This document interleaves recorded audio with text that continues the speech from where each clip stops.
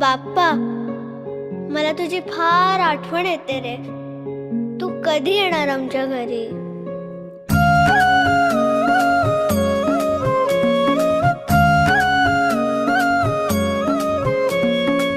देवा तुझ्याच साठी उघडून दार, वाट पाहून झाली फार.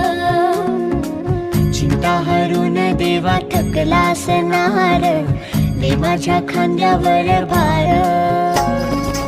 थोडा इथं टेकून जा, घास खाऊन माझ्या हातातला.